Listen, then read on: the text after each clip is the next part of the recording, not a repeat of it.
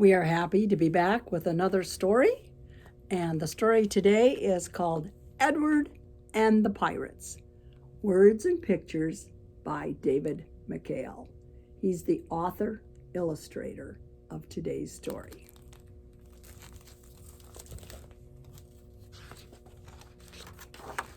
Edward and the Pirates.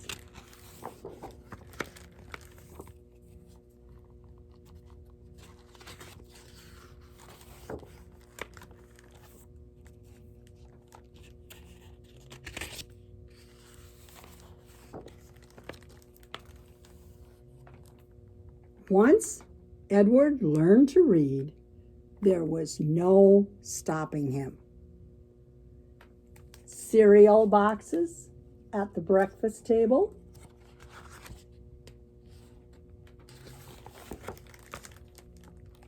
seed catalogs that arrived on the coldest day of winter, the inscription on the monument in the town square. That just means what was written on the sign, on the monument, the statue.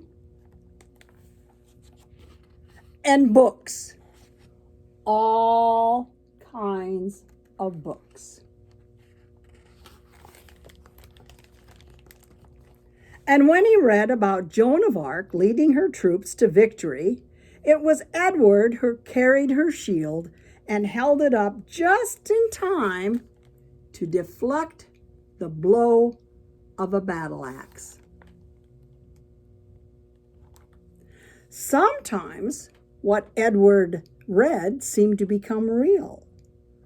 Once, while he was reading a book about dinosaurs, he was convinced he'd seen a Tyrannosaurus looking in his window. So he's got a really good imagination. Next to home, the library was Edward's favorite place. He had his own library card and could borrow all the books he could carry. One day, Edward found a book lying on a shelf behind some other books. The book was old and covered with dust. Edward blew away the dust and read the title, Lost Pirate Treasure. He sat down and began to read. Some pirate treasure has never been found. Edward was still reading when he felt someone tap him on the shoulder. It was Ms. Torres, the librarian. "Time to go, Edward," she said. "The library will be closing soon." Edward checked out the book and walked home, arriving just in time for supper. That night, Edward went to bed early, taking his book with him. When the pirate ship was being tossed about on stormy seas, it was Edward who bravely took the helm. Sometime in the night, Edward felt his bed being bumped.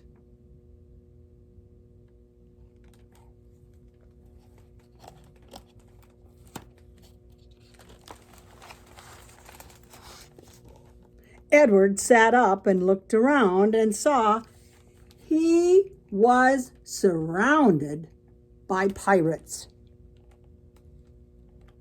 "What are you pirates doing in my room?" he demanded. "We've come for that book," answered the pirate, who seemed to be the leader. "We think it tells where our treasure is buried." "I can't give it to you," Edward explained. "It's checked out on my library card. You'll have to wait till I return it." He's being a responsible library card owner because we never give our books to anyone else or let them read them when we have them checked out. The pirates begged, but Edward wouldn't change his mind. They pleaded Please, oh, please. But Edward folded his arms around the book and shook his head no. They even promised him a share of the treasure. But that didn't work either.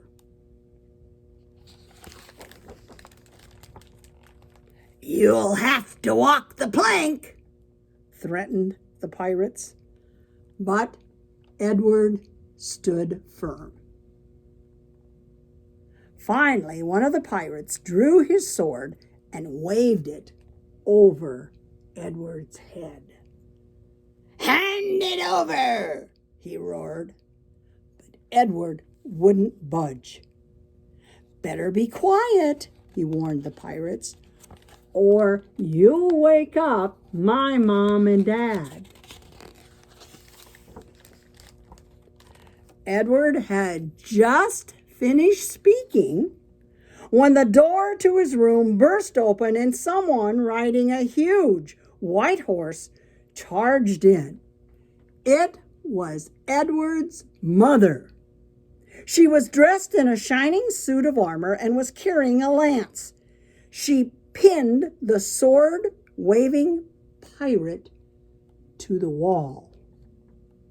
But then the other pirates drew their swords and closed in for the attack. Almost sounds like a nightmare. Suddenly, a flurry of arrows flew through the air, knocking all the swords away. A figure dressed in a green tunic bounded into the room, bow drawn, arrows at the ready. It was Edward's father. Back off, he commanded the pirates. Go stand in the corner. The pirates did as they were told. Oh, don't hurt us, they begged.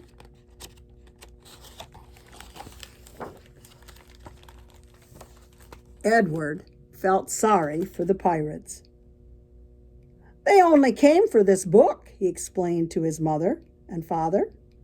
I don't think they meant any harm.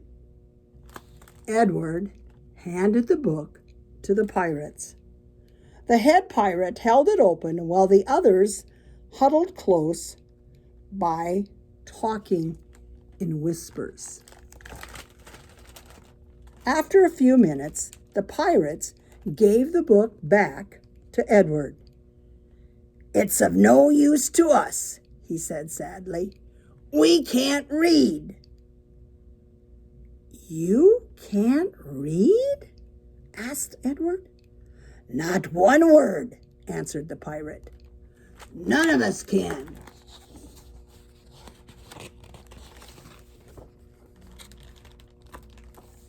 I'll read it to you then, said Edward. That is, if it's all right with my mom and dad. It was. But don't stay up too late, Edward's mother told him firmly. And close the window when you leave, said Edward's father to the pirates.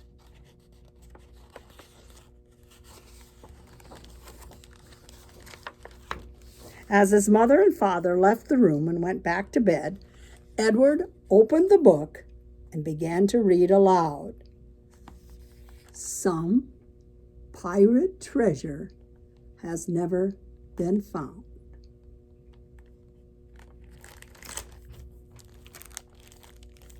And that was Edward's exciting night with the pirates.